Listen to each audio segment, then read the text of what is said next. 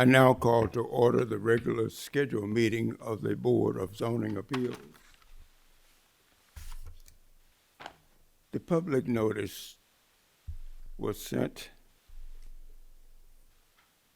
by January 2nd, announcing the time, the date, the place, and the agenda for this meeting. It was published in the Aiken Standard.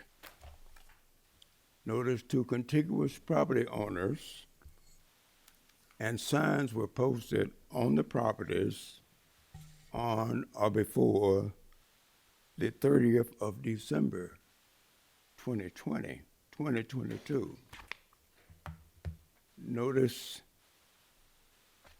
was sent to the city webpage and to the city clerk for posting on the municipal building notice board at least 24 hours before this meeting. Agenda sheets were mailed or emailed to interested parties. Now, as a reminder, it is unlawful for any person giving testimony to this board knowingly providing false information. Now, that's according to Section 22-9 of the Aiken Municipal Code. Each infraction is a separate offense with a penalty of up to 30 days in jail and or a fine of $1,092.50.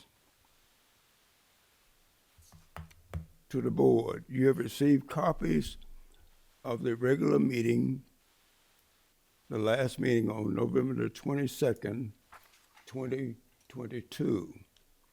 Are there any corrections or additions?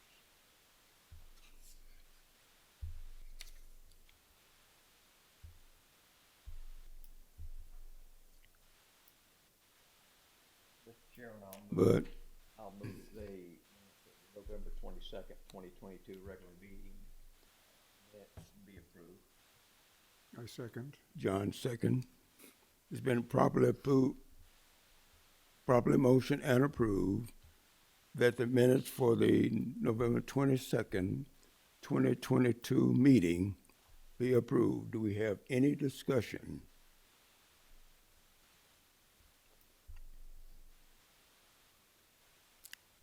Hearing none, those in favor of said motion, raise the right hand. We have 2 abstentions. They were absent. The motion is carried. We have a couple of other miscellaneous items on the agenda for today. Since this is the first meeting of the year, it is required that we elect the officers and the administration for the Board of Zoning Appeals. The floor is now open for the position of chair. Mr. Chairman, Judy. I would like to nominate Larry Ogletree. I'll second that. Larry Ogletree has been nominated. Motion and second. Do we have any other nominations?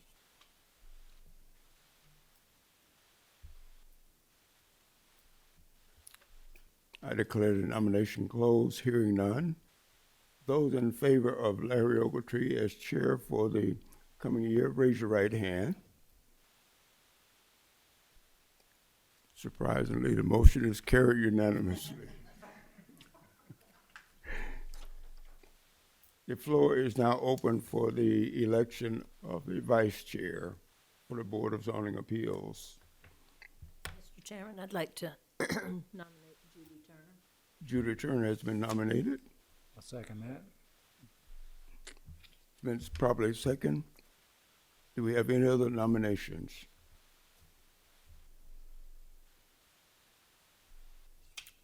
Hearing none. Judy Turner has been properly moved and nominated and second. Those in favor of the nomination, show by raising the right hand. The motion is carried unanimously. The floor is open for the election of secretary.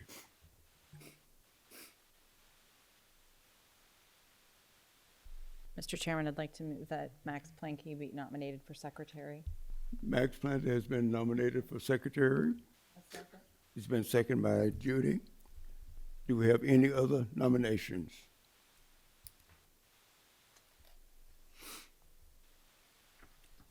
Hearing none, those in favor of the motion show by raising the right hand. Max, you're it for another year. Thank you.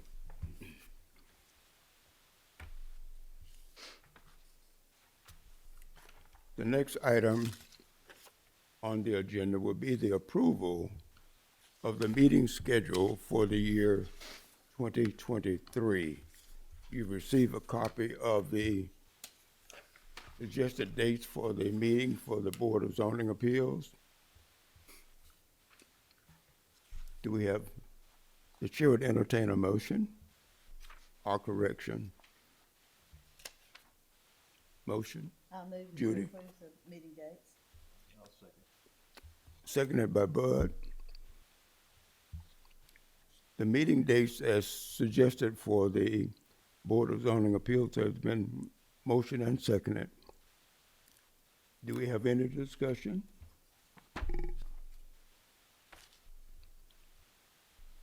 Those in favor of the motion show by raising the right hand. Nancy? Yes. The motion is carried unanimously.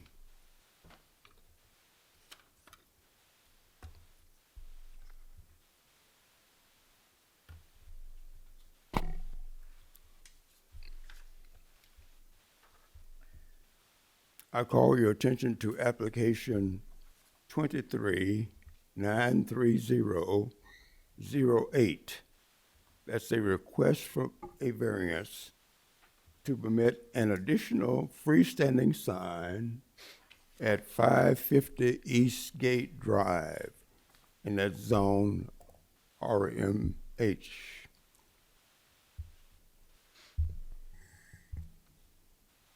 To the city. Has this been properly posted? Yes, Mr. Chairman, it has. Were there any inquiries that you wish to share with the board? The planning department did not receive any written comments or otherwise regarding the Well, request. Presentation, thank you. Yes, sir.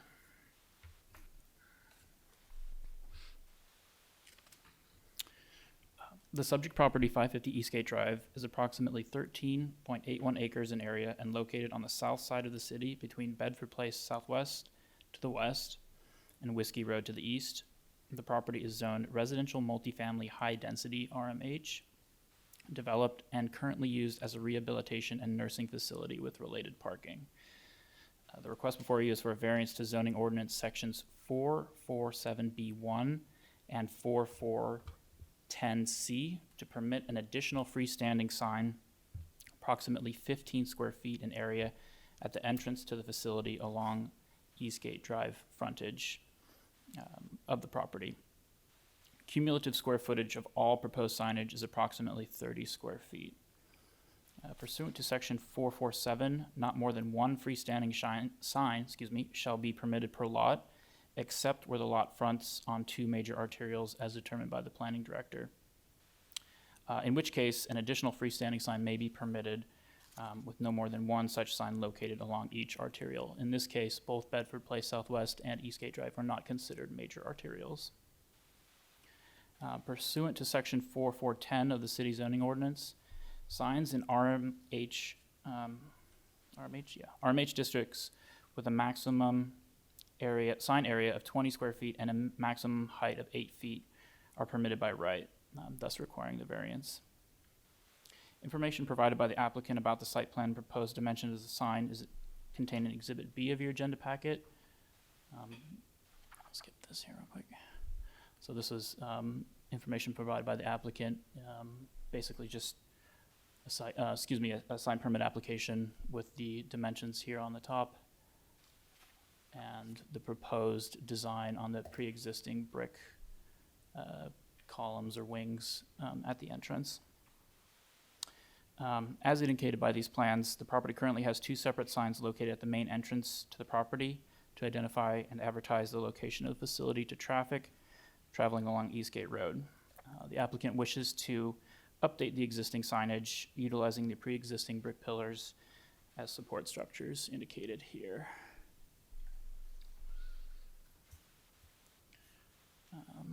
This is a site plan of where the brick pillars are, just an aerial photograph there, but they'll be using the pre-existing structures.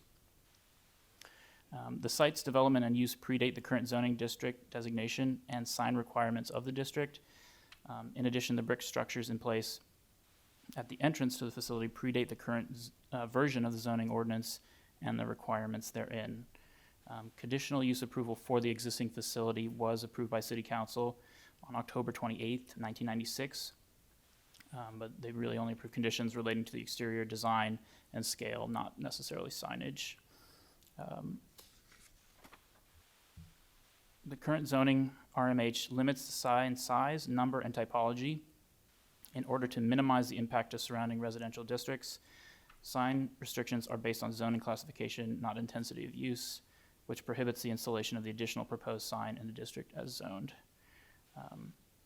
As depicted on the attached zoning map found in Exhibit C, there are a variety of zoning districts in the vicinity of the subject property, including general business, that's to the north here, planned commercial to the east, planned residential, kind of all back in here to the northwest and west, and limited professional, which is in this area here. Except the property immediately adjacent to the west, which is also zone RMH, southwest really. Other contiguous properties are not subject to the same signage requirements as they are located in either planned unit development or zone commercial or not zoned for multifamily density, except for this property here. Exhibit D in your agenda packet contains photographs of the property taken by staff depicting the existing conditions of the property, as well as the distance between the pre-existing signs, the roadway, and the nearest property. This is just a photograph of notice. This is on the Bedford Place Southwest side of the property. This is the main entrance here. Again, you can see the 2 pre-existing brick columns, walls. This is a close-up of the existing sign. And this is what the applicant seeks to replace here, and additionally some signage along here. That is the right side. If you're looking at it from the entrance, that's the left side. Just to give you an indication of the current condition of this, the signs. This is looking west from Eastgate Drive, just to give you an idea of basically kind of how obscure they are from the roadway. There's quite a bit of vegetation there, so it's really as you get much closer to the entranceway that you actually even see the pillars here. And similarly, as you're looking east, it's only as you get real close to the entrance here that you can these become visible. They're fairly well obscured from the roadway by existing vegetation.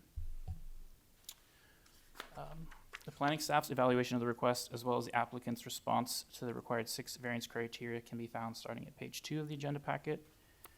This concludes staff presentation. If there's any questions, I'd be happy to answer. Do we have any questions for the city? John? Did you say that Eastgate Drive is not considered an artery, major artery? That's correct. Okay. Even though it goes right into Woodside and, Yeah, I can't recall off the top of my head. Basically, it's a South Carolina Department of Transportation determination. It has to do with the number of trips, daily trips, but it would have to be significantly higher than Eastgate, I believe, to be considered an arterial, like closer to Whiskey Road levels of traffic for a major arterial. if it were a major arterial, what would be the difference then? There wouldn't necessarily be any difference. For example, if both Bedford Place and Eastgate Drive were major arterials, then there could be 2 signs on the lot, but they would have to each kind of front each roadway. Okay. But yeah, typically speaking, parcels are only given one freestanding sign per parcel. Okay. Thank you. Mr. Chairman, I have a question. Nancy? The pillars that are out there already, that have the sign on it, that one right there, if they just took that sign down and put up this other thing with the A on it, on both of them, would they need to be here requesting a variance? Just give me 1 second.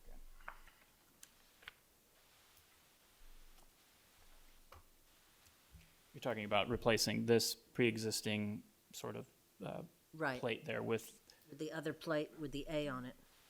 this sort of thing here, yeah. I believe that would be considered a reface, not a brand new sign, so they would not need to seek a variance to that. Typically speaking, if they're pre-existing structures or signs that kind of predate the current iteration of zoning ordinance, as long as they're just kind of replacing those sort of things, swapping them out, for example, if a brand changes or something like that, then that's considered a reface and not a change per se, or a new sign. So in that case, they would not be required of a variance for just replacing these A's here. But because they're including this additional sort of, I guess, wording, yeah. Okay, now, if they didn't replace those signs and they just took the old signs down, it's my understanding that to put the word anchor up there on both sides, they'd need to be here. Correct. Yeah, that would be considered, yeah, too. Okay.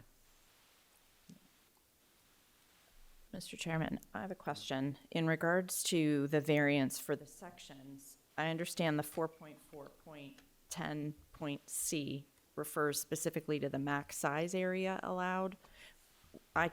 What is the variance for the 4.47B1? What is the variance for that section request? I believe that's in reference to the one sign per parcel. Okay, so me- it's the number of signs is the Correct. variance, Correct. because one is permitted, two are not. Correct, Okay. yeah. And that, just as a point of clarification, the total area allowed by right in the district is 20 square feet, and the proposed dimensions are approximately 30. So they're about 10 over. That's why the size is also in there. But combined, Yeah. No. All four of them are about 30 square so they're feet. calculated together, the two signs together as a whole? Right. Okay.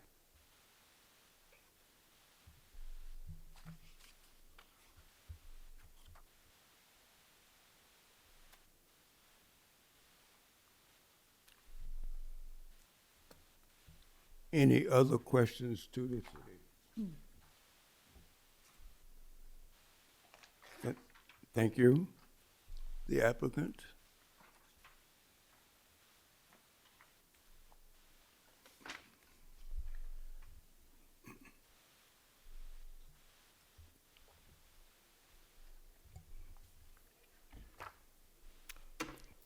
I failed to state that when addressing the board, please occupy the cubicle to the front. Please state your name and your address. Sure. First name Ra, as in Romeo Alpha. Surname is Lawrence, Lawrence. Thank you. You received an application package from the city. Do you wish to comment, embellish on the package, or just respond to and from questions of the board? I can respond to questions. I think Mr. Planky did a fairly Does the good job. board have any questions?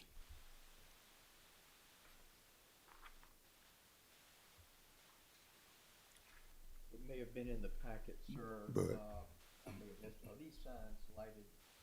No, sir. Okay.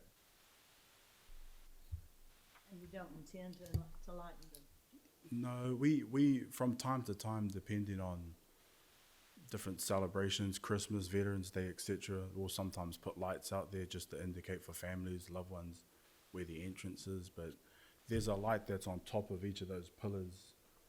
That's on a photo cell. That lights up, which is connected to the facility, but it's not directed to the sign per se.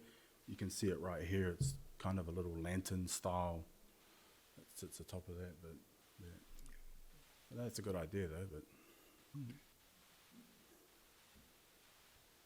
Mr. Chairman, I had a question.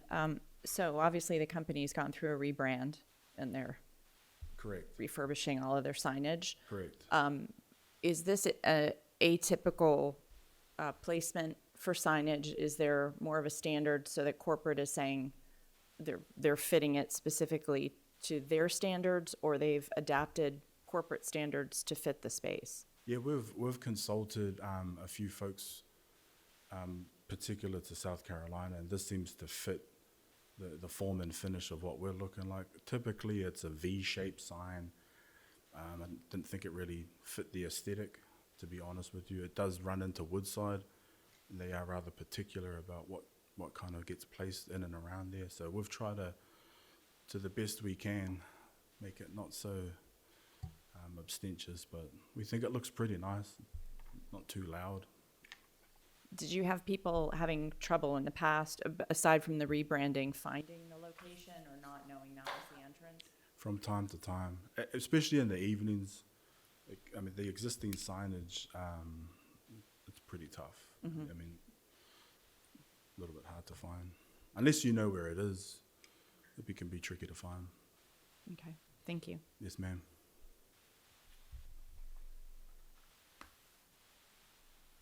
Brandon?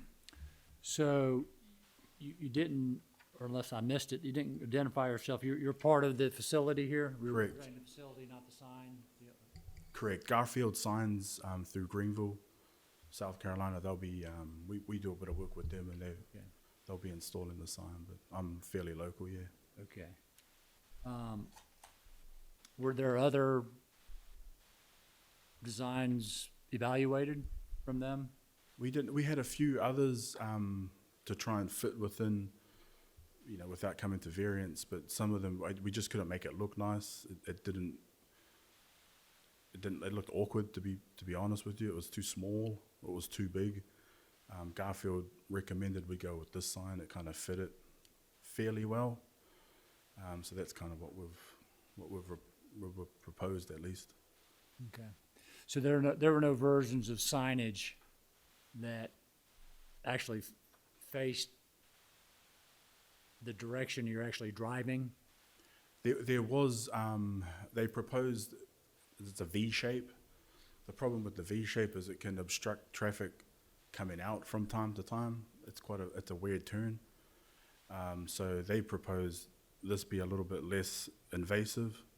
It's not an obstruction to traffic. EMS, folks coming in, folks coming out, can get quite busy. We want to make that as least of a bottleneck as possible if we can. John? Is there a history of emergency vehicles missing the entrance because they can't read the sign at night? I wouldn't be able to comment on that. I wouldn't be able to comment on that specifically. I could certainly request response from some of our vendors to that effect, and I'd be happy to share that with you. That's all right. I was just wondering that, at night, if an emergency vehicle an ambulance needs to get in there. And I don't know if, of course, they probably have GPS, so they would know where to turn anyway, but I'm just thinking if that would be a problem. A lot of times it's usually folks from either Edgefield or some of the other surrounding areas that are not familiar with that facility that do have a hard time, and hopefully this will make it a little bit easier.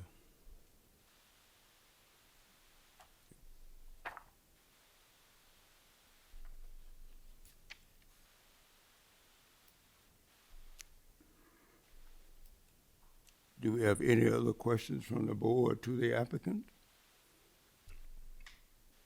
I do, Nancy? Mr. Chairman. Why did they decide not to just replace the sign that was there with one that would just match, the other sign, the size of the other sign? Why did they want to expand?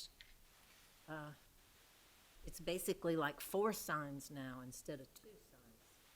Correct. It's the A insignia or the rebrand It is a little bit tough. There is no actual text on that sign that's on the main pillar. So the thought was to make it a little bit easier, have that sign there with the A for the sale of anchor, but also have the text spelt out. And really just to cut down on confusion. Can you put back up the old sign that had the star-like burst on there? You see how that says anchor spelled out there, and then it's got a design up at the top? Did they propose any designs like with that new A and the word anchor spelled out?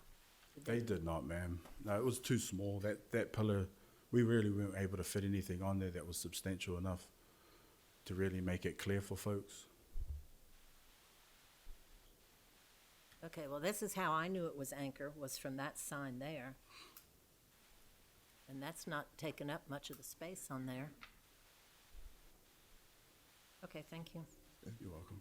But you know, though, with anchor written out like that, there is less confusion as to what it is, and especially for friends of the citizens who are living there, that are probably older, and to have the large anchor on there is probably a good idea.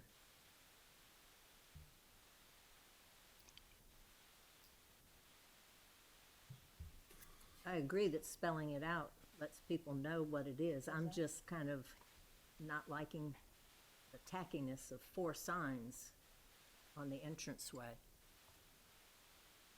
Oh, you mean because you got 2 on each side? That would, Right. Where before you just had 1 on each side. I mean, if you spelled out the word anchor on the big part, I guess I'm questioning why you need that other anchor, that other A. well, that's their insignia.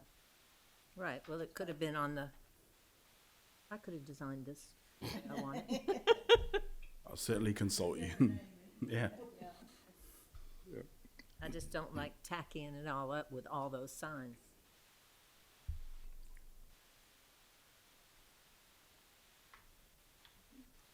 Do we have other questions from the board to the applicant? Thank you. Sir. Do we have others to speak to the variance request? Final call, others to speak to the variance request? Seeing, hearing none, the chair would entertain a motion so we can enter a period of discussion.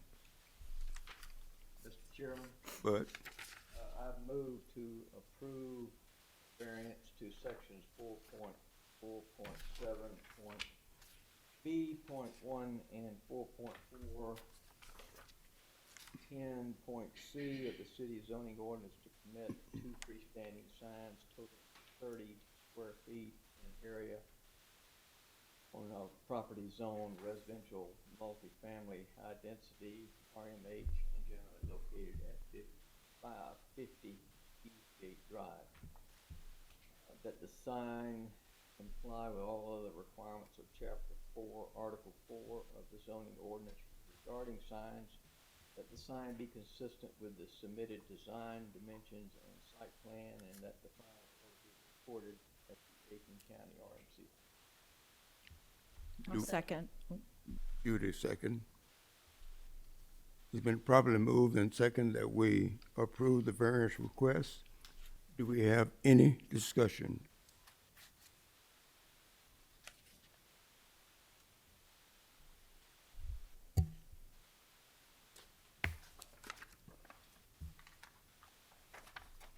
I guess I've already stated my opinion in the questions. I don't mind the word anchor being spelled out. I don't mind the 2 signs, but I do not like 4 signs. We're supposed to be controlling signs for the city of Aiken.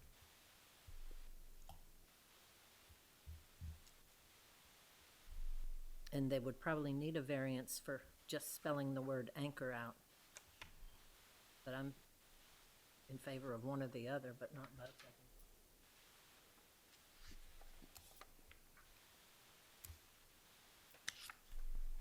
I would, Brandon? I would add to Nancy's commentary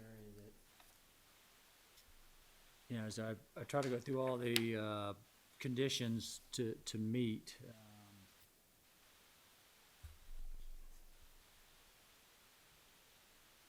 I can get by just about all of them, with the exception of,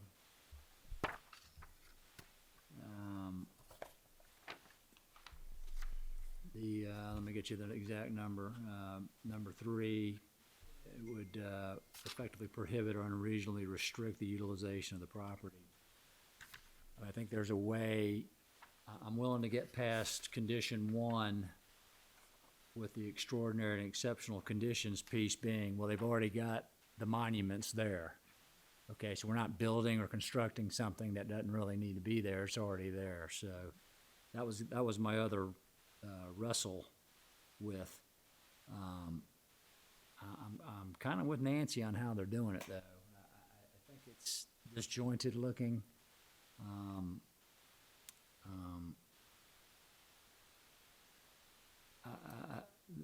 I'm just, is there a better way to do that other than just breaking up a bunch of pieces? You know, you got dimensional lettering across the base, and then you're putting up basically a square up on the highest part of the monument. I don't know. I am wrestling with that somewhat.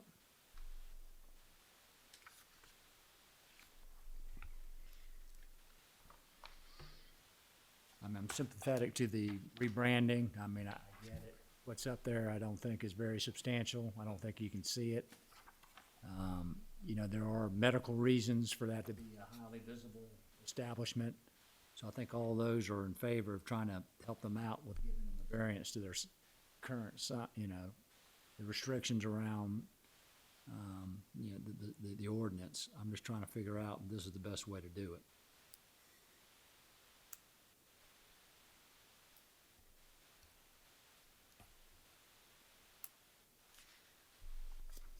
Mr. Chairman, also, number 4, the Yes. conditions are not the result of the applicant's own actions. I mean, they're the ones that got this company to design this, and it could have been designed to fit and to be more aesthetically pleasing. That could be. So I have a problem with 3 as well as 4.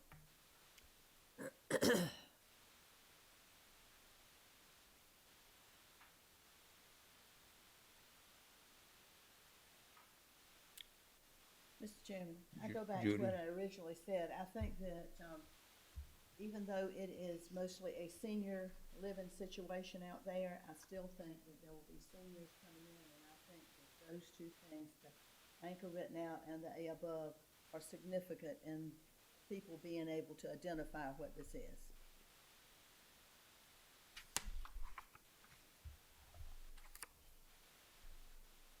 Mr. Chairman, since I made the motion, I personally feel that I'm questioning whether we need to be talking about design.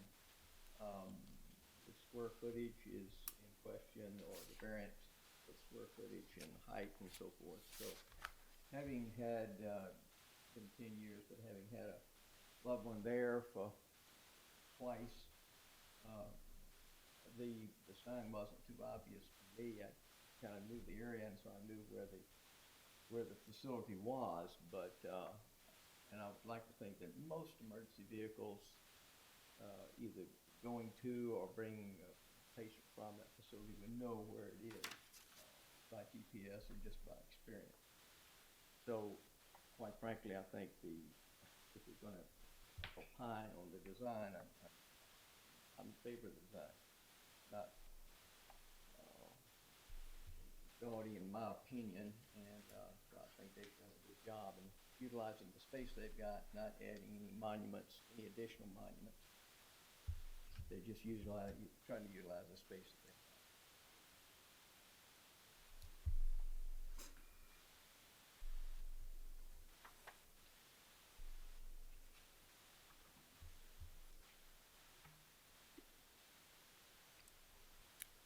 Do we have any additional discussion?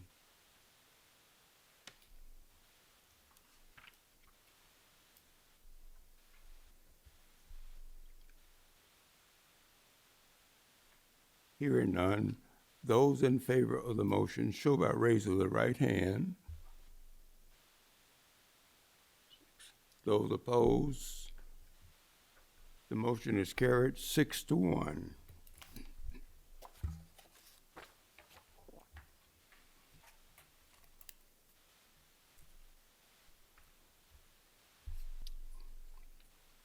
I call your attention to application 23-92001. A request for a special exception to permit horses on properties at 125 Burkwood Place Southwest, and this is zone RSS. To the city, has this been properly posted? Yes, Mr. Chairman, as Any inquiries that you wish to share with the board? the planning department did not receive any written comments regarding the request. Presentation. Yes, sir. The subject property, 125 Burkwood Place Southwest, is approximately 0.99 acres in area and located on the south side of the city between Newberry Street Southwest to the west and Whiskey Road to the east. The property is zoned residential, single-family stable RSS, and developed as a detached single-family residence. The request is for a special exception pursuant to City Zoning Ordinance Sections 3323 and 8112 to permit 2 horses on the property for personal use. There are 2 types of stables addressed in the City of Aiken zoning ordinance. Chapter 10 defines a pleasure stable as a stable used to shelter horses, mules, burros, or ponies, which are kept or ridden for the sole purpose of recreation or pleasure. Therefore, the proposed use is classified as a pleasure stable in the Aiken zoning ordinance, which has special criteria described in Article 3, Chapter 3, and attached as Exhibit B in your agenda packet. Stables for personal use are conditionally permitted on conforming lots and permitted by special exception on non-conforming lots. Information provided by the applicant about the size and proposed use is contained in Exhibits A, C, and D of your agenda packet. According to the Aiken County Assessor, the property consists of an approximate 3,934 square foot residence with associated detached accessory structures on a 0.99 acre parcel. Section 3323, found in Exhibit B of your agenda packet, requires a minimum lot size of 1 acre for 2 horses, an additional 1/2 acre for each additional horse. The lot requires an additional 0.01 acres to permit horses by right. The RSS district is one of the 3 districts found within the city limits designed to facilitate the keeping of horses. Horses for personal use were previously kept on the property up until the 1980s, at which time the use ceased. However, no building or structure or premise where a non-conforming use has ceased for more than 12 months or has changed to a permitted or conforming use shall be again used in a non-conforming manner. Pursuant to City Zoning Ordinance Section 812, for non-conforming lots containing less than 1 acre, permissions to keep horses must be granted by the Board of Zoning Appeals if it ceases at that more than that 12-month period. The subject property is located in the Historic Overlay District. Therefore, any exterior changes visible from a right-of-way are required to be consistent with the design guidelines as determined by the Aiken Design Review Board. In addition, the home is listed on the Aiken Historic Register as a contributing property to the district. As depicted on the attached zoning map found in Exhibit E, nearby properties are developed as single-family residential and lot sizes vary between 0.33 acres and 1.86 acres in area. Properties in the immediate vicinity, basically this whole area, are all also zoned residential single-family stables, RSS. Numerous properties in the area, both conforming and non-conforming, currently have horses on the property. The area has been designated for the keeping of horses prior to the current version of the city zoning ordinance adopted in 1999. Exhibit F contains photographs of the property taken by staff depicting the existing conditions of the property. This is just a picture of the notice that we placed on the property and the front yard and I suppose the main parking area to the kind of north. This is the front of the home. and the front lawn. This is sort of looking towards Hitchcock Woods, down the property. As you can see, there's some pre-existing structures, detached structures, and I believe this one in particular is historic and is the reason why it's a contributing property to the district. Not exactly sure what it is, but I believe that's the historic structure. Another picture of that structure there. This is looking west, again, kind of towards Hitchcock Woods. Another picture of the kind of front and area for parking of vehicles. This is the back side of the property along Coker Springs. As you can see, there's some significant change in elevation. Again, just pictures of the rear of the property as you move towards Hitchcock Woods on the dirt roadway there. And this is looking kind of northeast, but this is the extent of the property line here. This approximately around this fence area here, extending that way. This property here to the south is a separate property. Oops, excuse me.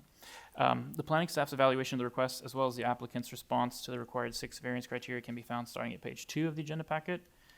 This concludes the presentation. If there's any questions, I'll be happy to answer them. Questions to the city, John? If this lot were 1% larger in area, then it would not be an issue. That's correct. Okay.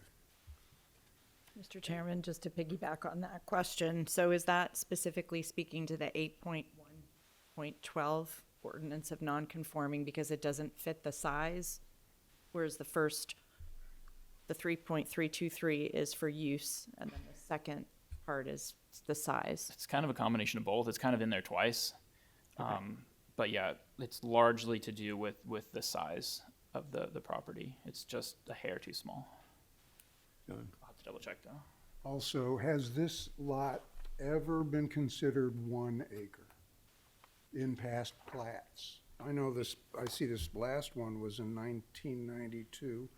I don't know if you've seen past records, but has it ever been considered 1 acre and then over the years it loses 435 square feet? That's possible. I wasn't able to determine that. Basically, every record that I was able to locate indicates that it's just under. It's possible as surveying technology has, advanced or become more accurate that discrepancy may have occurred, but I wasn't able to determine that it was ever quite an acre. Okay. Mr. Chairman, Yes, sir. I'm gonna ask the city, so if this was 0.01 acres larger, they wouldn't have to be here, That's correct. and how many horses could they have? Well, that's a little bit, there's a little bit of a distinction there too, because in the there is a section of the zoning ordinance that states that the number of horses on a lot in the RSS district there is no limit. But in speaking with the planning director and based on the applicant's request, it was determined that because they're still having to go through the special exception, and it's the discrepancy is the acre difference, the 0.01 acres difference, that it was more appropriate to limit it to the 2 horses per acre requirement rather than the RSS district. If you were to do a new property in the RSS district, I think the minimum acreage you would have to do is about 4 acres, something like that. So I think that's where that original language comes from, stating that there isn't really a restricted number of horses on that lot. But because it's going via special exception, I think it was determined it was more appropriate to limit it to that because of its size. Limit it to 2 horses. 2. Right. And because horses weren't on this for more than a year, they lost their ability to... That's correct, yeah. Yeah, that's correct.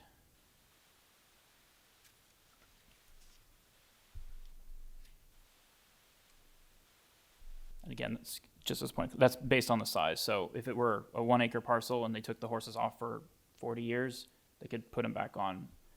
It wouldn't be an issue, but because it's a non-conforming lot, technically, based on the new or the most current iteration of the zoning ordinance, the use was discontinued, therefore they're here.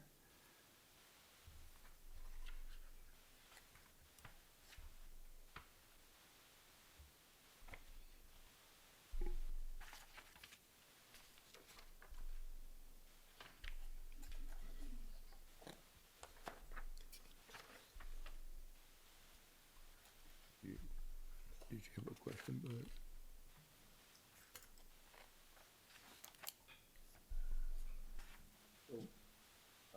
But One quick question, so the whole crux of this, well, two things. One, they haven't put horses on the property for more than, well, for quite a number of years. Correct. Come back to the table. Right. So if it was 1 acre and it had been used, they'd have to come back to the table. No, if it were an acre and they had removed the horses in the 80s and wanted to bring horses back on, they would not need a special exception. Horses are permitted by right on lots an acre or more without any additional, they still have to conform to the keeping of horses provisions. They're conditionally approved essentially, yeah. But because it's just slightly smaller, and the fact that they had removed the horses, they're here for the special exception. Okay, so if I understand it right, as John said, we're dealing essentially with 435 square feet. Yeah, whatever that conversion is, yeah. It's very small, yeah, 0.01 acres, yeah. 1% of an acre is about 435 square feet. That's what I did. Yeah. It's really more of a technicality in this case, yeah. Okay. So if the owner found 435 square feet, that sounds like a voting issue, but if the owner found 435 square feet on that lot, Then they would be permitted those 2 horses by right. It's my understanding that I believe the owner has had some recent survey work done. I'm not sure, they may be able to clarify that, but perhaps in an attempt to find that extra square footage. But I believe that even a more recent survey had indicated that it was just shy of that 1 acre. okay.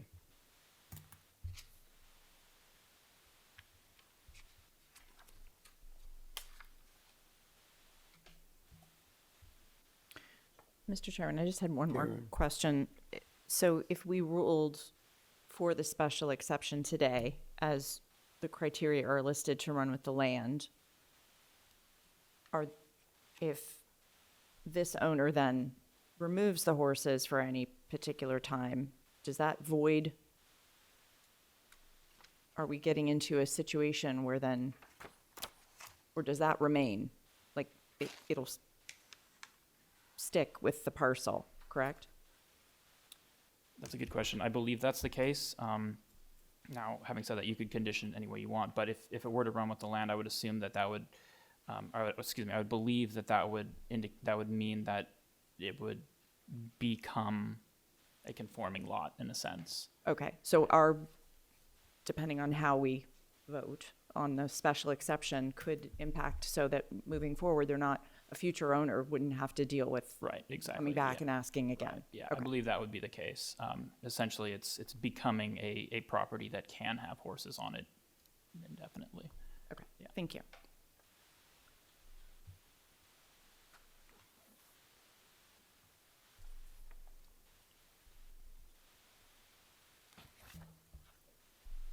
do we have any additional questions for the city?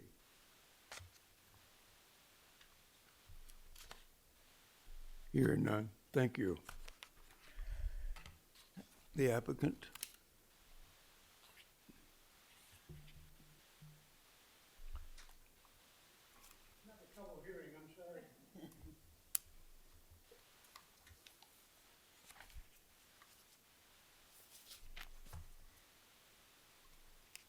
My name is Clarence Calfer. I am the husband of Julia Devore, the applicant. Thank you. Julia and her late husband, Joe Devore, bought the property in 1976. They had horses until the mid-'80s, as many as 4 at one point. Both boys had one, and they each had one. Right. What we're trying to do is reestablish, deal with this .01 acre issue. When I look at the deed and the original sales agreement, the lines intersected Coker Springs Road. Well, there's a line now that doesn't quite get it because it cuts across. That's probably about that .01 acre. I can tell you, I can't tell you that there was 1 acre originally. I'm assuming that because of that definition of the property being a fence line and a small tree in Coker Springs Road, it's kind of difficult to really go back to it. Joe had it surveyed in 1976. I saw a cross, one of the lines cross out into Coker Springs Road. It's actually, the markers are present because it was recently surveyed and it can back out to .99 acres. John? Is there an easement on that property at all that you would know of that? No, it was broken up as like the original Mead Mansion property.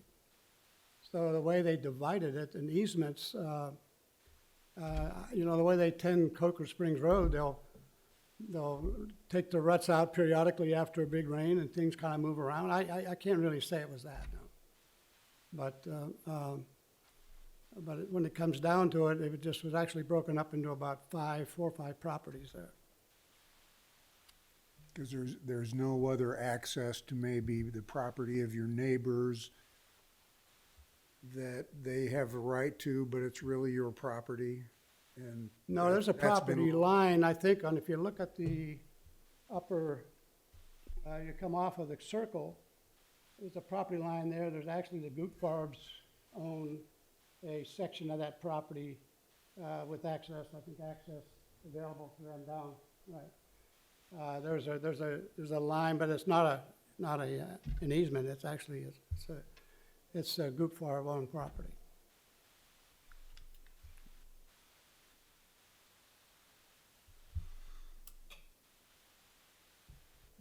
I'm gonna get a Brandon. question. So is there any access to Coker Spring directly off the back line there at all? Or do you have to come down Burkwood to? We have to come out of the cul-de-sac and come around. Originally, there was a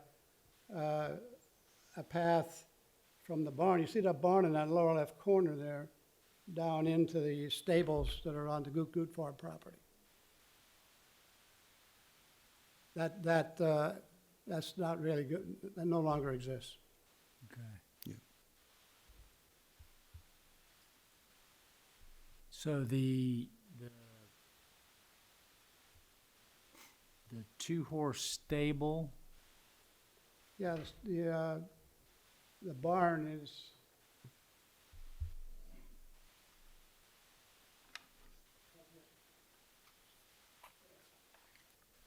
There's a shed.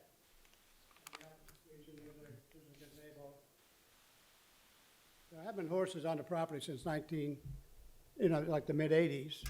So obviously, there's fencing need to be replaced. There would be the stable with, some minor or,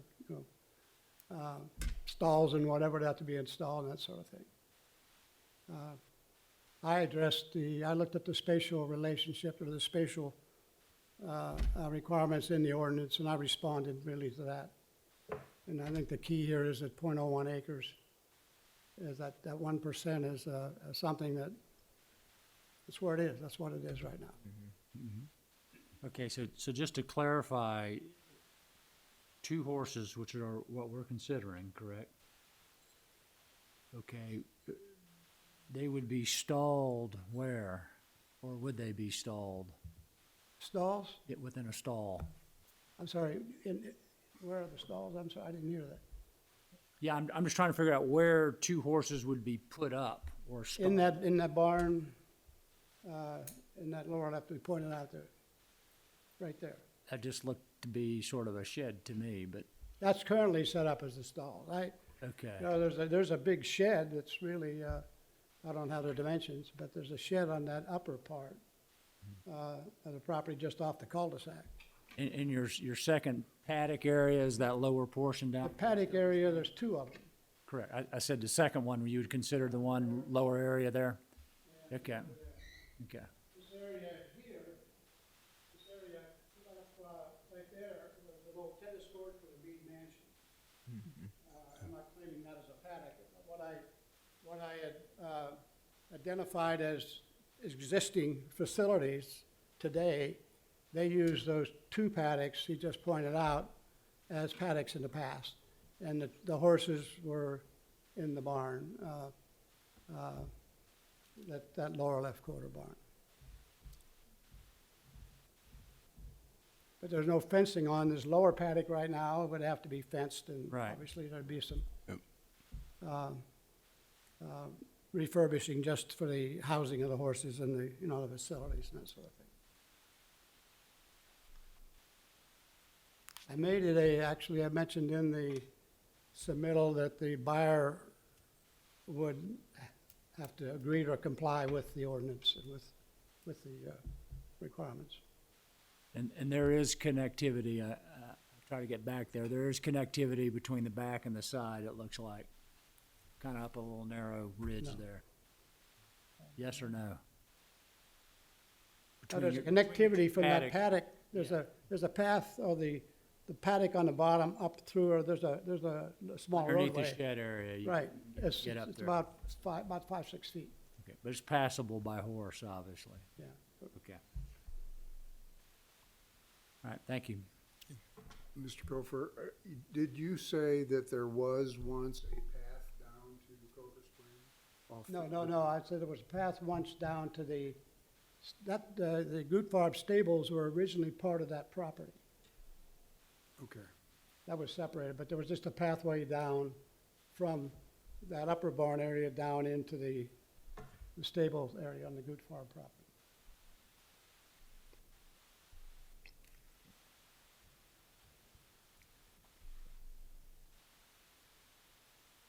Mr. Chairman, But just real quickly, sir, I walked your property this afternoon, and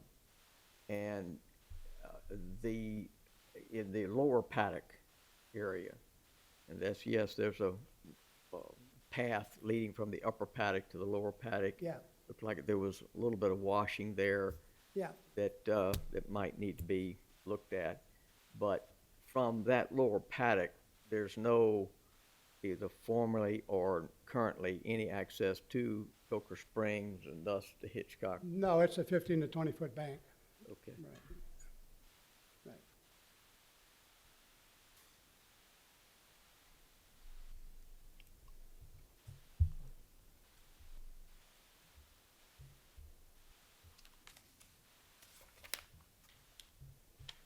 do we have any additional questions from the board to the applicant? Thank you very much. Do we have others to speak to this special exception request?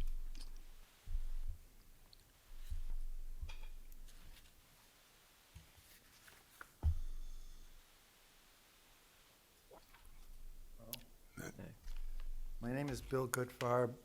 I live at 645 Coker Springs Road, and I'm on a butter to the applicant. I understand the issue with the not enough square footage on Mr. Kofer's beautiful lot, but there are also some significant other problems. We have a pool which is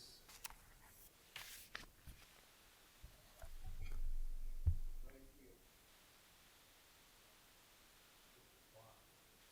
I don't know if that's 50 feet or not. We also parcel which circles the property in question. There's our home, and there is the Burkwood Street, or drive.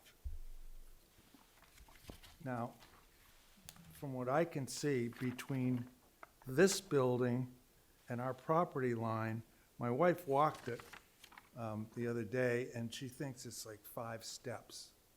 So I don't know, I guess they'd have to walk their horse up there to get out to the street and then walk down to Coker Springs Road. Next point, manure removal. The requirement is that it has to be in a covered container and removed twice a week. I and several of our neighbors got together and we rent a dumpster, which is considerably down Coker Springs Road, and it's removed either weekly or twice a week by, I believe it's Waste Management. They come and they take it away. I don't know how it would happen up here. I don't, unless they put it right in their front lawn. And Mr. Culver's maintained this property magnificently. It's like a golf course's front yard.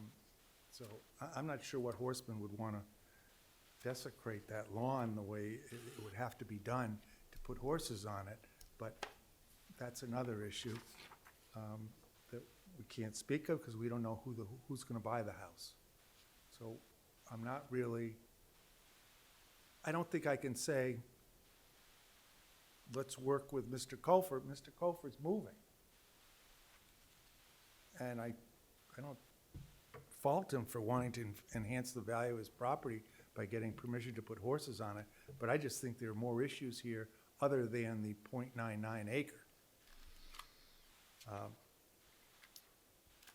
And then there's setback things here. Look, our land goes like that, and there's a brick building there. I don't think, it's not 10 feet. I would encourage you to decline the application because of multiple reasons. Are there any questions you'd like to ask of me? Question from the board? You do have horses? Yes, we do.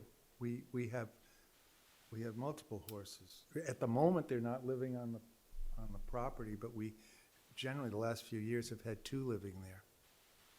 Okay. My wife and I love horses, and we have various kinds of horses. But and this isn't anything I'm anti-horse in the least. I'm involved with the local training track here. So this has nothing to do with not wanting horses around.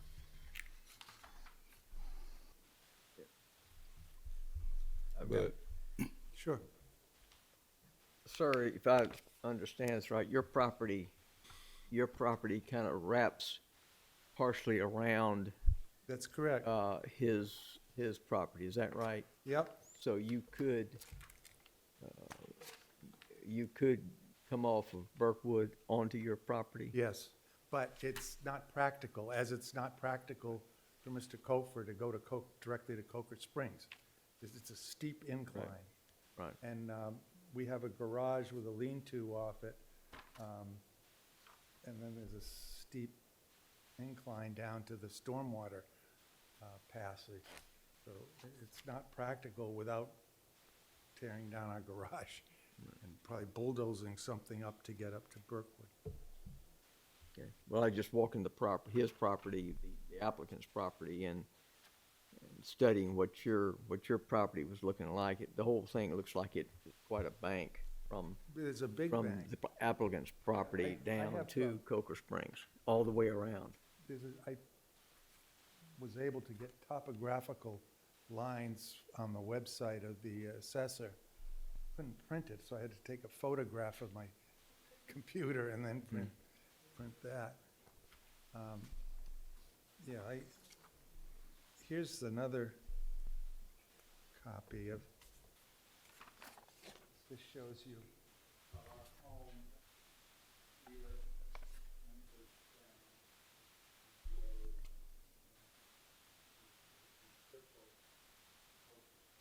Okay.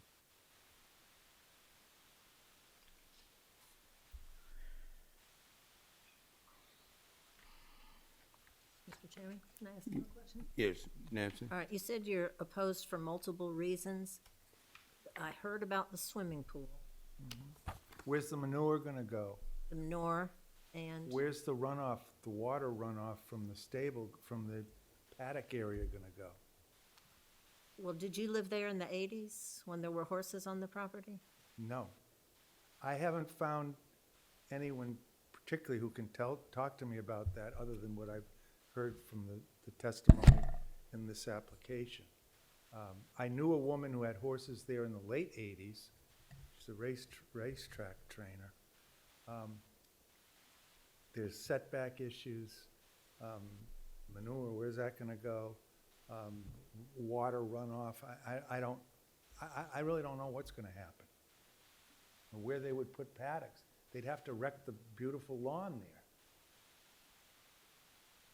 I suppose that would be their prerogative, but if I were a horse person, I don't think that's the property for me, but that's not what you're here to decide.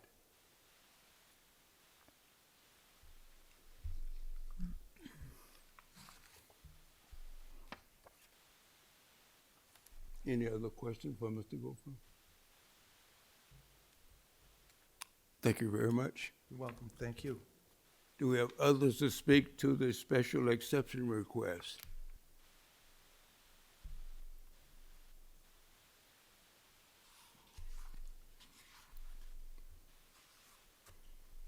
Yes, Mr. Chairman, my name is Barbara Morgan. I live at 341 Dupree Place, but I have a barn that backs up on Coker Springs. And regretfully, maybe not regretfully, probably good, I think I remember the horses being there 40-plus years ago, but I was a baby. These are all my friends. I grew up with these people, but I feel like there is so much that has changed in 40 years. I would hope, and had hoped to, didn't get to talk to Max ahead of time because I think it would help for you all to see some of the pictures of what they mean when they show a barn. It's very much a shed, nothing that you as a horse person today would consider a barn. It's just a little shed that we all had little sheds back in the day before you had a backyard horse. My concern is the Kofers are moving. They've moved, and they want to get you to decide on a use of a property in a historical district that somebody has to have a plan for, and you don't have any of that information before you. There are things that are required of a horse property, and I get that on an acre you could, if it was appropriate, put a horse barn. But I believe this property is not one that lends itself to that. I think you kind of got a feel for it. I walked it today like you did, Bud. I walked around and went, how would you do this? Let's be open to it. How would you put a barn there? Because you have to build it, which means you have to go through DRB and some other things. And I think it's not always good to put the cart before the horse to y'all when you don't even have a plan as to what's going to be there. He's asking for an exception of which you don't really have a plan. And the property has changed in 40 years. 40 years ago, they would ride down by what is now the Goot Farms barn, but they would be able to ride down like they used to ride through right near my property because there was a horse path and it's now eroded where no one could use it.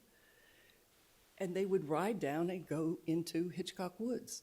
Right now, on this very historic property, which was the Mead Estate, you can't figure out a way to put that barn. You can't access that barn unless you go through. There's no way right now. I walked it today, and if you're familiar with it, there's a little cul-de-sac in that very historic piece of property, the brick building, that's the connotation for the historical nature of this property, has a brick curb. You would have to violate all that. There's no way to get to that anymore. You can't, because it's the Goot Farms access point. So the property, you can't get to it to where the paddocks are anymore. without having to get around. I mean, you have to, if you have a barn, you have to have access, you have to have manure, you have to have farrier, you have to have vet access, you have to get there. And trust me, we've learned in the last couple of years over people trying to put barns in smaller areas that you need to prepare for that. It's incumbent on all of us, maybe the people that don't have horses, but to think about it, what it takes to do it right, so that you can be in compliance with the criteria before you. And the criteria for a horse stable is setbacks, 50 feet for a manure receptacle, as in this readout. And Swanee, I tried to walk it today and went, where could you put a manure? Where could you put it? There's a beautiful house right next door to this that overlooks the little brick building. It would impact the whole neighborhood of these beautiful single-family residents right there on Burkwood Place. Because regretfully, the Kofers, this property now doesn't have any access to Coker Springs. It is a nightmare if you drive down Coker Springs, you will see it. You've seen it in some of those pictures. It's a cliff. It's a drainage nightmare. And the cost of trying to stabilize this, and on the backside over to the Goof Farms property, is a nightmare. And I just would ask you all to maybe spend some time, refer to equine, do something that doesn't just give it so that there's some promise out there that somebody thinks they can go ahead and there's some green light to building or reusing property that hasn't been used in 40 years. And that the circumstances surrounding that property have fundamentally changed. 40 years ago, it wasn't like this. 40 years ago, there wasn't a house. The Goop Farms house wasn't here. It's this beautiful home that backed up to another beautiful home, the Kofers home. It is the most beautiful yard, gazebo, flat space that has not been used as a stable in years. And if you look on the Zillow advertisement for the property, you will see there's no barn. It is a shed of which most people that want a horse would not keep their horse. So as much as I would love to say it's in the horse district, I don't think that this piece of property, given the changes that has occurred in the 40 years since there were horses, and in the changes in the surrounding residences, and how houses have come up, and the change in property lines, that it would not be something that I think would be appropriate for the neighborhood. And I'll answer any questions if you have. Does the board have any questions for Ms. Morgan? No. Thank you. Do we have others to speak to? And I'll give you some rebuttal time, but are there others to speak to the special exception request?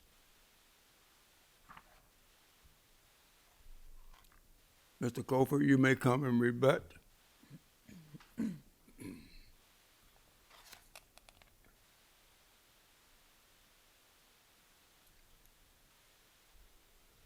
The shed, or the barn, I speak to, and I think Bill Goopfarb's comment is well taken.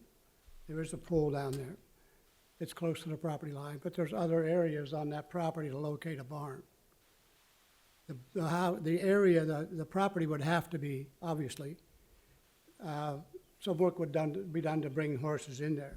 There's no question about it. With all due respect to Barbara, I drive my Honda Pilot down to that barn, and I go down to that barn by to the right of the shed. I drive down, make a left turn, and drive. I drive in and out of there all the time. So there is access to that area, and I think the certainly constraints with regard to reestablishing the stable location. The shed itself would probably fit the criteria. The roof is lower, it would have to be raised a bit to do that. That shed was the original Mead Mansion coal pit. And they built it and put a tin roof on it years ago. I missed what Barbara said about the gazebo. I use that gazebo. I have an outdoor kitchen in it. So I would think the envelope of the property would provide for a barn located out of Bill Goupfarb's concern about the location of the pool. There's no question about that. If you look at drainage, the drainage off the lower paddock goes straight down into Coker Springs. The drainage off the other paddock goes towards the Goupfarbs. I don't know of any other questions I could respond to. I'd have to look at frankly, I'd like to see the written testimony because I'm having trouble hearing everything that was said. Karen? Well, Mr. I'd Chairman. like to read the written comments and respond to them. Yeah. Karen? Sir, I had a couple of questions in regards to your property. I understand it is for sale. Yes, It's been for sale for a little over 3 months. yes, And it looks like you had a price reduction in that listing period. Is that correct? yes, there was a price reduction. It was initially, I think, it's a gorgeous property. It no is, question. absolutely. And there was, I think Julia was with a little bit of sentimental input to set that price where it was. And we've discussed it, her son, and the price reduction was really to get it in the range where our own appraisals placed it for the comps. So if the appraisals really, it's more in line with what the appraisals were. Did you have buyers look at the property that were equestrians and horse owners and decided against The it? last few, I think we've had more interest, certainly your sign on the property. Because the listing shows no horses allowed because of the check off on the MLS statement Do you think, for the 1 acre criteria. do you think you lost potential buyers because of that? A couple of buyers, Mike, my agent's here, a couple of buyers had mentioned it would be obviously the constraint on buying it would be horses allowed. And that's, it's been on the market since 3 months today, the 24th of October. Thank you. Any additional questions from the board? Thank you. Final call, others to speak to the request for a special exception?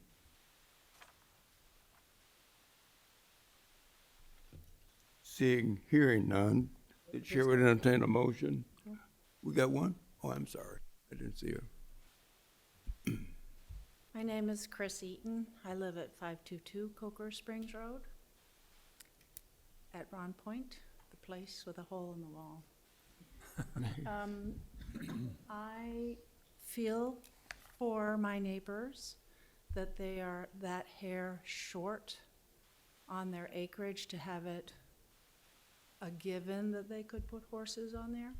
I do believe that's a conditional permitting situation still, even if they did have that acre, and that's my question to you is who decides that the conditions warrant or bar having horses on 1 acre in that neighborhood?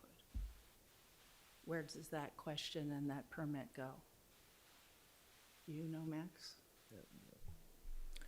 Yeah, so that would be in reference to section 3.3.23. So as long as they conform to those conditions outlined there, there's a number of them associated with predominantly maintenance of the property. That's where they're conditionally permitted. Right, and that is approved or not by whom? It's not necessarily approved formally. Essentially, if there were complaints, the zoning official would address that, but there isn't a specific application per se. I mean, again, if it were an acre, it would be permitted by right, but conditioned on fulfilling these criteria. Okay. Because that site, it's a little bit like saying, I have 1 acre, but it's only 10 feet deep and 557 feet long, but I want a variance to build a house on it. which means I don't comply to the setbacks on the front or the back, but because I have the square footage, I'd want to build a house. I think that they've got some real topography issues with this site, and unless they wanted to dismantle about half of the built-out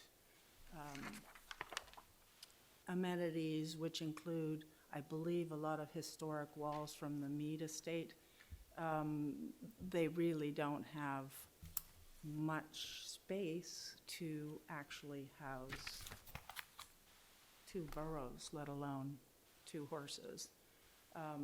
So I am hoping that you will leave it to the people that actually buy the property to figure that out and go through due process with a plan, rather than putting it on there now, because I don't think that's gonna make a huge difference on who's looking at that. And someone who has 2 horses is not gonna even consider putting their horses on that piece of land. Well, I shouldn't say that. Anyone who's used to taking care of horses would not be doing that. So, anyway. Do you have any other questions for me? I actually have 2 acres. So I could have how many? 4 horses at my house? I can assure you, we would never do that. And we have better land. We have real paddocks. So, can I field any questions from anybody? Thank you. Thank you. Again, do we have final call? We have others to speak to the special exception request. The chair will entertain a motion so we can enter a period of discussion.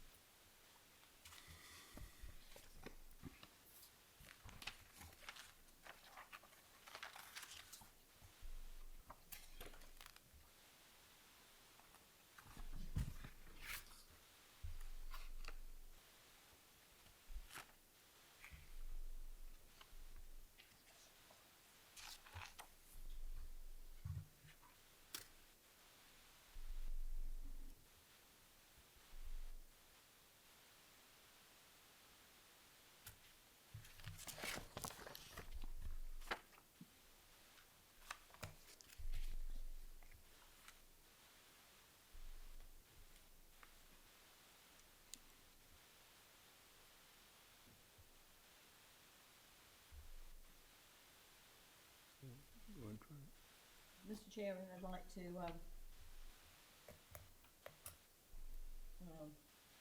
consider this.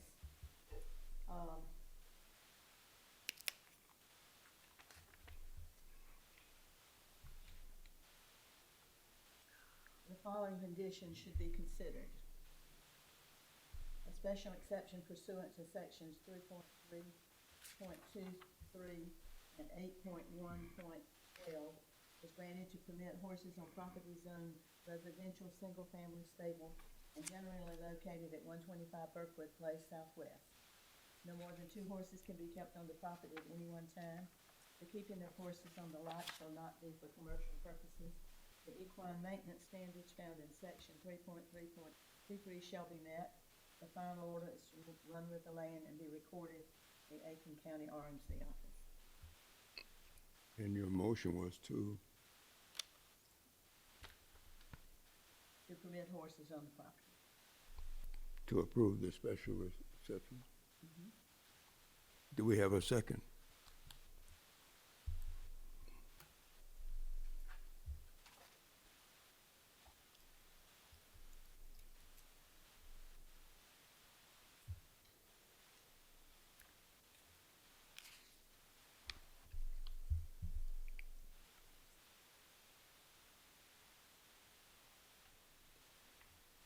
Do we have a second to the motion?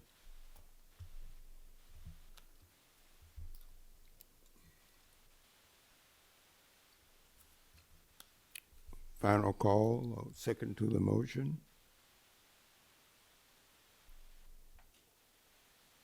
Hearing none, the motion is lost for the lack of a second.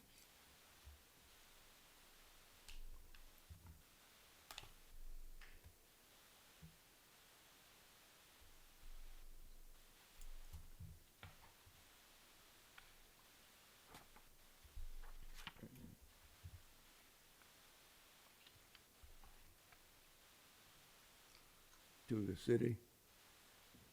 We are referring this back to the city for a new application or I'm sorry, what was the the special exception request is lost. And we're referring this back to the city to process a new application if they wish to submit it to the board noted. with any modification. Question to the city, since there was no second, the motion died. Does the applicant, should the applicant desire, what's the period of time that the applicant has before he reapplies? As submitted, I believe it's a year. I'd have to double check on that real quick. Now, he could revise that slightly. But yeah, there is a time limit on reapplying as submitted. So as written, as submitted, as he submitted, the applicant has to wait 12 months or a year. I'd have to double check on the specific time frame, but yeah, there is a period of time that he would not be allowed to reapply for the same request. Okay. Thank you. I have a question, Mr. Chairman. Yes. Mr. Max, but if a new owner came in with a new plan, they could apply immediately, correct? I'm not sure. I suspect that's the case because it's a new applicant. Because it wouldn't be the same application. Right, yeah. I'd have to get a little bit of clarification on that, though. I'm not entirely sure. As I understand it, is it not a potential buyer with the permission of the current owner could apply if it was applicable? I believe that would be the case, yeah, because it would be a separate application. Again, I'd have to get a little bit of clarity on that. That hasn't occurred yet as I've been here, but yeah, I believe that's the case.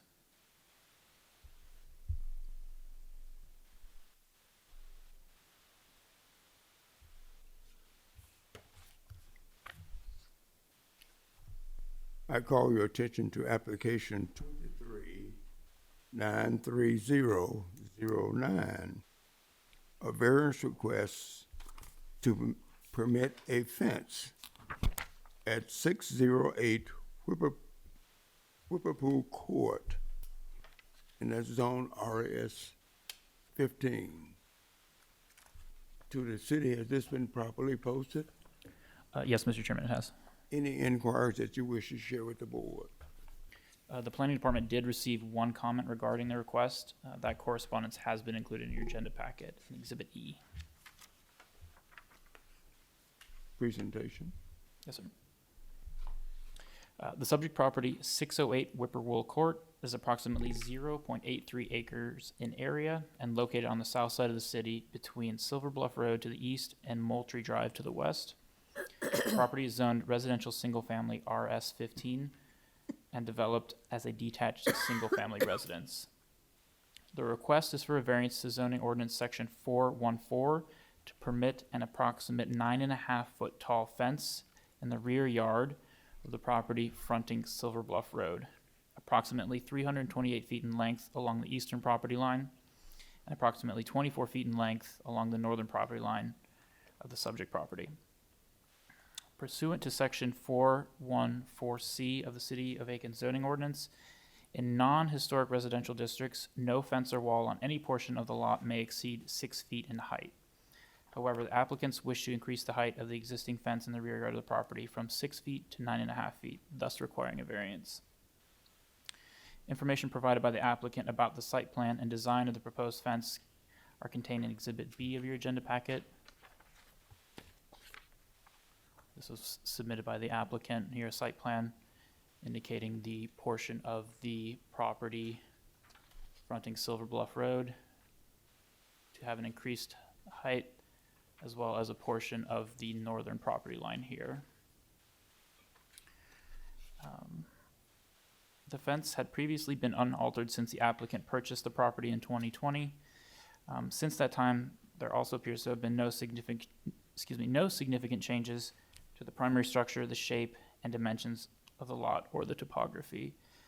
Changes to the road right-of-way along Silver Bluff Road have occurred periodically since 2017, including a roadway widening and utility relocation project that concluded in 2019.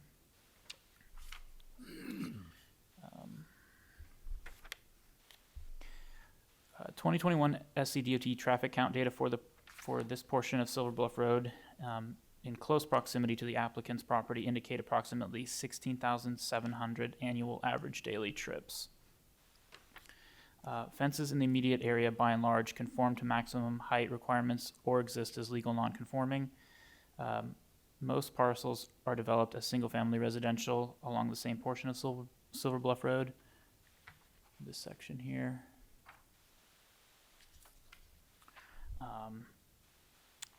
But they do also experience some degree of topographical change between the edge of the roadway and the property line.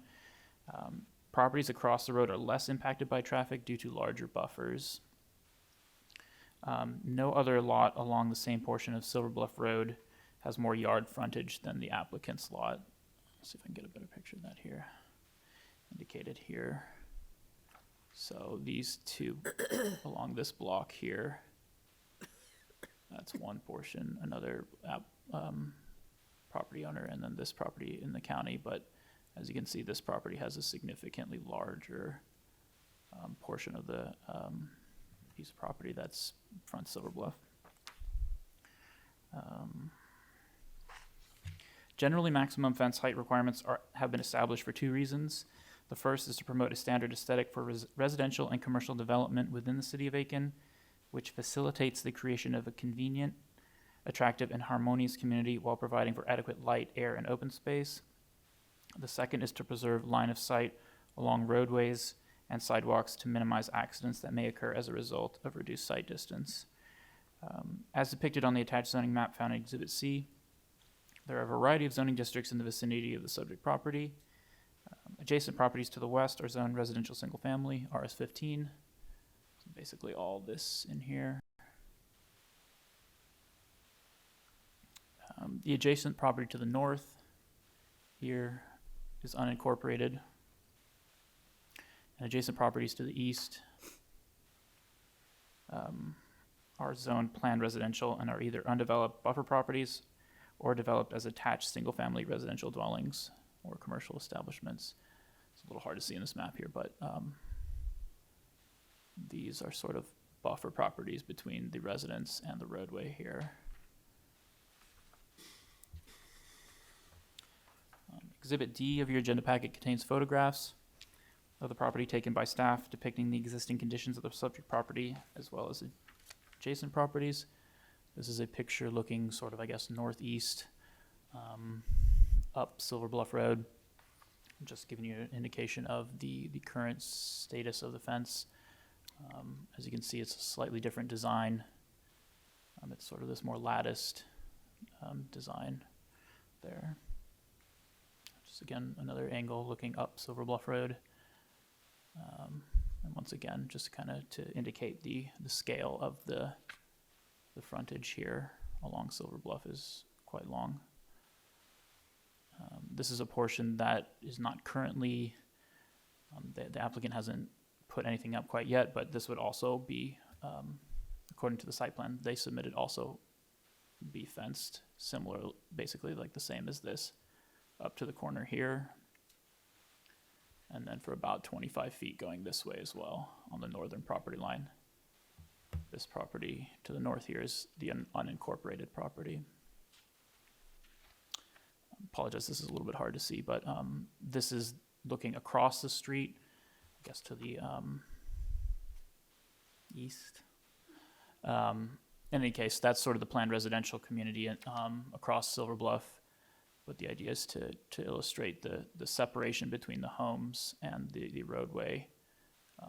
When this community was built, there's a much larger area here that was designated as a buffer between the roadway and the homes.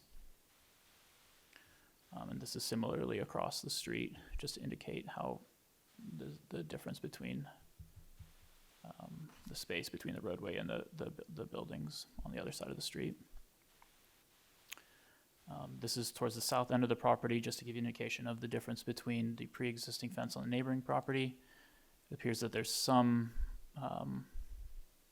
increased height, similar in design in the lattice work here, but was unable to determine when that was put up, and it looks fairly old, but it's probably a little bit higher than 6 feet as well.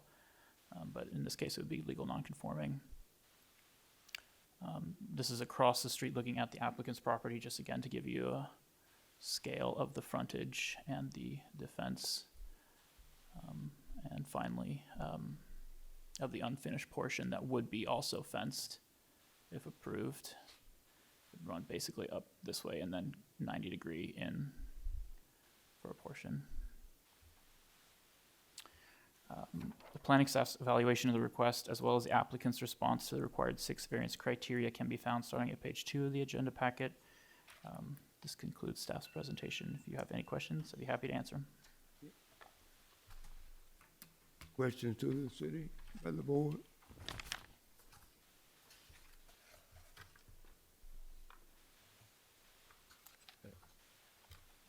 But I've got one, Max, the lattice, the new lattice, all that is that 9.5 feet?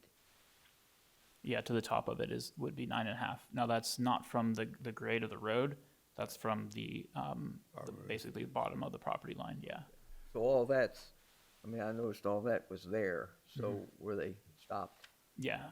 The work was noticed by our zoning official, and they were basically notified. As you may have said that, I just wanted to make sure, but No, what they yeah, stopped, yeah. what they want is approval for that, plus to continue on Yep, that's correct. further. According to the site plan that was submitted to us, it would also include basically all of the property line that fronts Silver Bluff here, and some additional going in the property line here, and I can go back to that. So again, this would also be fenced, Okay. and then going west on the north property line, as indicated by this drawing. This was submitted by the applicant, but again, it kind of illustrates the extent, basically the whole Silver Bluff frontage and a portion of the northern frontage there too.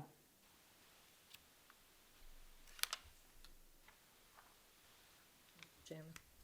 Nancy? Max, I didn't see the part about the 24 feet along the northern property line, so when I went to look at the property, I didn't look at that part. What is it a business that's? I believe so, yeah. That property is in the county, but I believe it is a commercial use, yeah. I'm not exactly sure what it is, but It's a boutique. yeah. It's a boutique. Boutique, It's a yeah. gift, Boutique, it's a gift place, yeah. like clothing. Yeah. So, but yeah, it's not residential in use.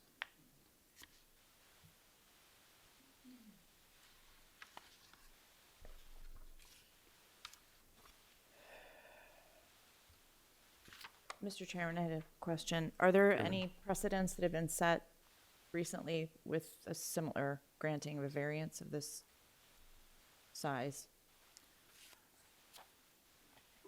For you're aware of? not that I'm aware of. I know we've had some other applications in the past year or so. I think a couple of them may have been in the historic district, so they can go a bit higher than that. Again, that's subject to design review board approval, but yeah, I'm not aware of any requests that are quite this high, recent requests. I suspect that on a lot that does not have that sort of Camber. topography on it, that it would be a little bit more out of place. And that might be the reason why, generally speaking, people don't ask for a fence that's quite this high. But I think because of the grade of the roadway, that's It's my understanding that that's why the applicant it's so much higher than 6 feet as opposed to maybe 7 feet or, something like that. Yeah. Thank you.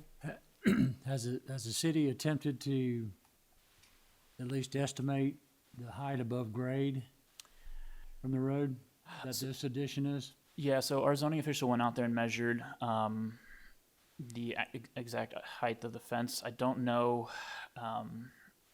we didn't get the measurement. Oops, I'm sorry, going the wrong way here. Exactly how high it is, I suspect it's probably about 4 or 5 feet higher, from the roadway. I mean, I could see over it.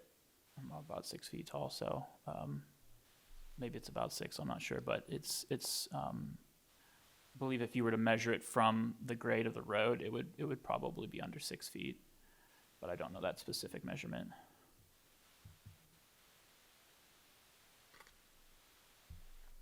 It's amazing, all the times that I've driven that way, I never realized that property owners were so much lower than the roadway. Right. Yeah.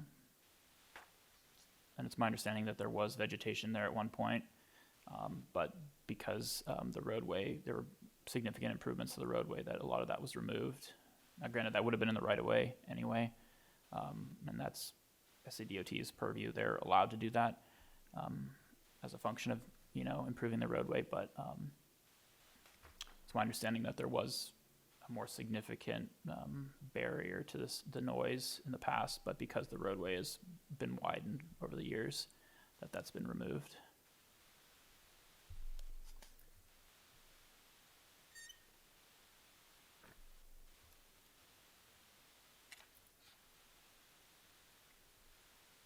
Do we have additional questions to the city?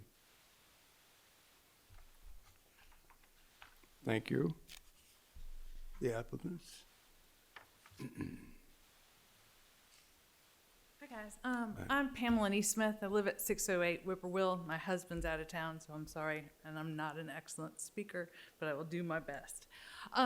What Max was saying with this fence is not only did we want to add the lattice, we've gone ahead and we've purchased evergreen vines that we would like to grow up so it will be a wall of green, which we don't think takes away from any of the look of the neighborhood, and it would actually make it look nicer. We take our daughter every morning to the school bus at the end of our street, and even at 6:30 in the morning, you see cars just zooming by the back of the house. It's like red lights, there's our house, red lights again. Max said there were 16,700 cars that go by a day, as the DOT has said, and that was several years ago now. With the increased traffic, because of the new grocery store going in and more development out Silver Bluff, we're going to continue to have more and more people. If somebody walks past our house, you can see shoes. You can see people's tires. You can see their whole car, and they can see everything. The road was, when it was widened, the previous owners sold them a little parcel of the back of the property. They planted ligustrums, all sorts of different kinds of plants that would shade the house.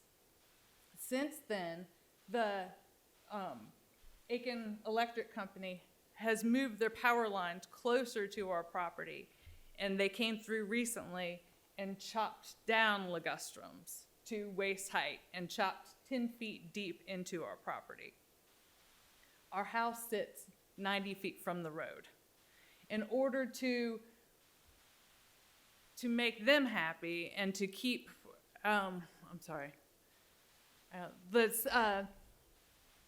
we can't just plant new plants. If I plant new plants, I'm going to lose maybe 10 more feet of my property. So we were hoping with this, it would be in a pleasing view for people driving by. It will cut down on the noise, on the lights, not just for our house, but for all the houses on our street. The house next to us, Rebecca Priswara, I believe she sent you guys a letter, and she said that she agreed with me that she thinks that it will help. And the business on the opposite side, Julie Steen is the owner. She said she didn't have a problem with it either. Let me see. The raised road surface, we talk about the topography. Our lot is on a hill. But the road is now raised in some places 3 feet, some places 6 feet up from the backyard. Across from us, even though we are in a residential section, we have a business on one side. There's a business across the street, that Woods Market. They frequently have music outside, so that's always fun to hear. We have a dentist's office. There's a vape shop down the street. We have people. There's plans potentially one day for a sidewalk, and they've graded it so, which means that everybody can walk and look in the backyard. Our property line faces nothing but the highway, and we don't think that it causes any problem. So,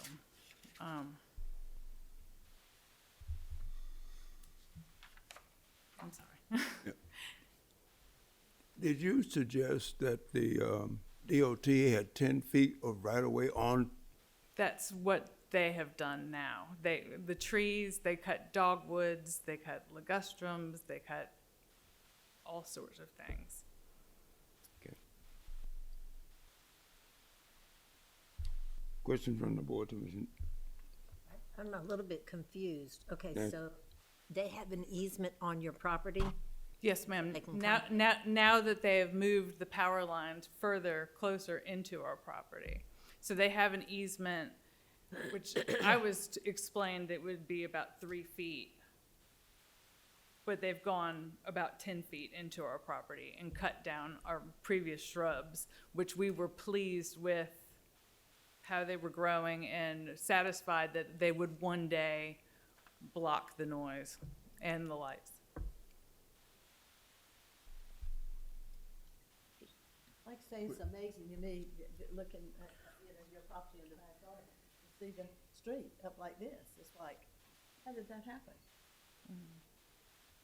May I say one more thing?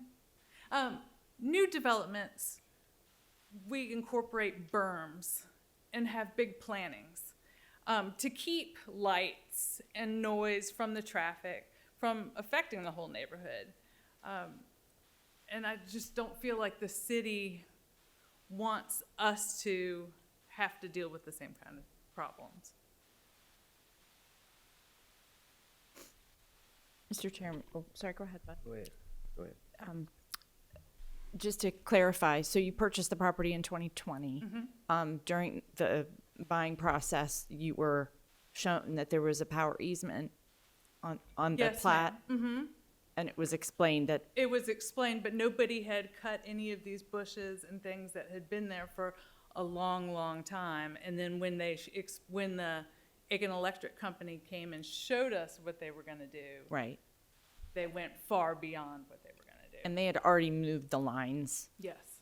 after or prior to you purchasing the property. Okay, thank you. So, Mr. Chairman, Go ahead. so if I understand the photo that you included right here, Yes, sir. that fence, the old stockade fence, in addition to your lattice fence, that is on your property, not on That is on our property. right of way. That That's is on your our property. So you're saying your property line goes technically a little bit further than what I the believe fence so. line? Yes, sir. So you can maintain both sides of the fence? Yes, sir. Right, without getting on highway right of way? Yes.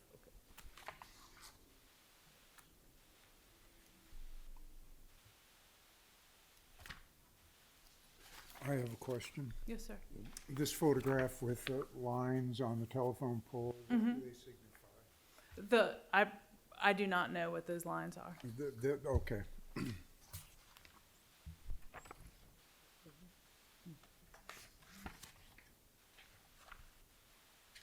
Max.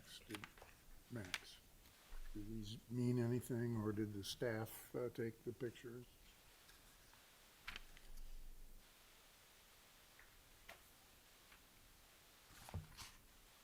Are you referring to the like the ribbons on the pole? Yes. I'm not sure what that means. Yeah, I'm not aware of that. I'm sorry. Those were not installed by us. I don't. Okay, because one ribbon seems to be at the same height of the initial fence. And I just didn't know what those lines meant, the ribbons on the telephone pole. It's probably placed by the power company. I do believe pink is the color for electric. Okay. Yeah, so signifies something to them, but I'm not sure if it is in relation to the fence.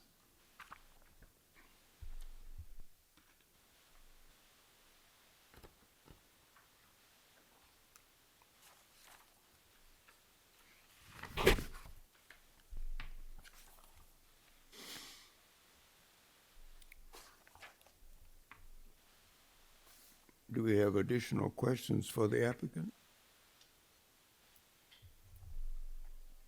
Thank you. Do we have others to speak to the variance request?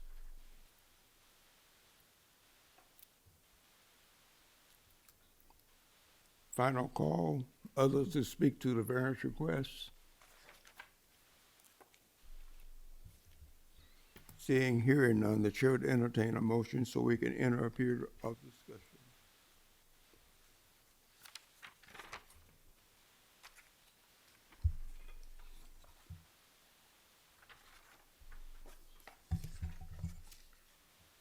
I can make a motion, Mr. Chairman, Nancy?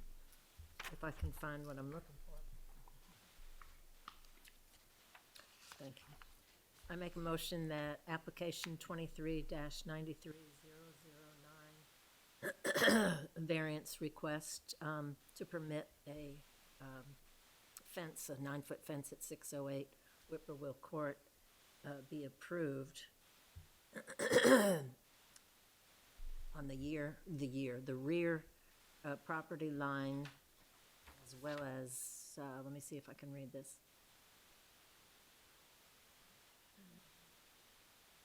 I know I read as well as the northern part of the line. Let me just read this exactly. To approve the variance to zoning ordinance, section 4.1.4.c, to permit an approximate 9-foot, 9-foot.5 tall fence on the rear yard on property zoned residential single resident family and generally located at 608 Whippoorwill Court, that the total length of the 9-foot high fence not exceed approximately 328 feet along the eastern property line fronting Silver Bluff Road and approximately 24 feet along the northern property line originating at the northeast corner of the property. That the location of the improvements be consistent with the submitted site plan, that the final order shall run with the land, and that the final order shall be recorded at the RMC, at Aiken County RMC office. I second. It's been properly moved that we approve the variance request. Do we have any discussion? I would like to say something that has nothing to do with this. I cannot, since I've been in this meeting, my phone has probably gone off 10 times.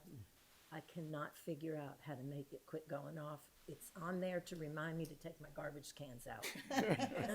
And it comes on every week, and I do apologize, and it's gonna go off again in 2 minutes and 15 seconds. Okay.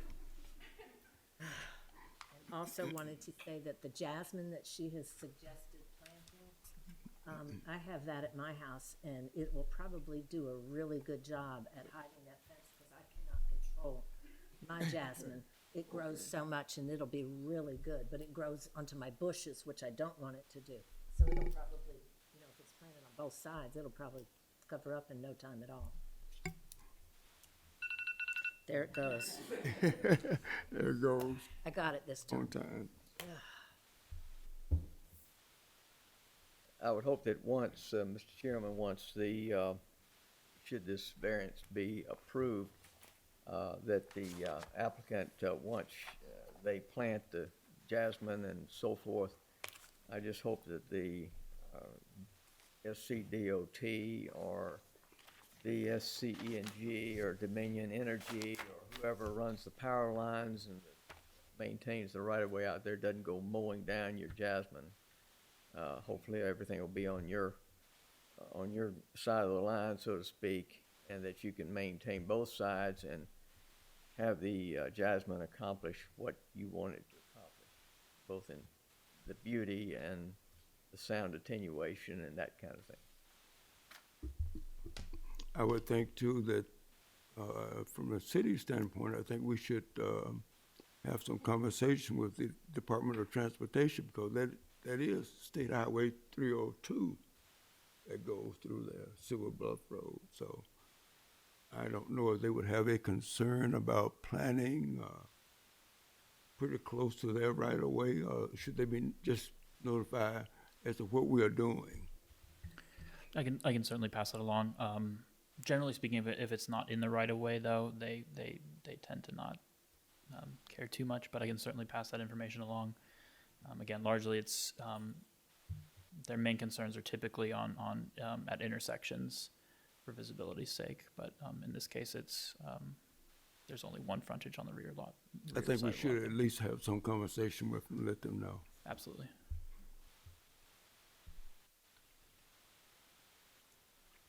Other discussion? Hearing none, those in favor of the motion show by raising of the right hand. The motion is carried unanimously. That is the last item on the agenda. The chair would entertain a motion for adjournment. Second. It's a non-voting motion. We stand adjourned.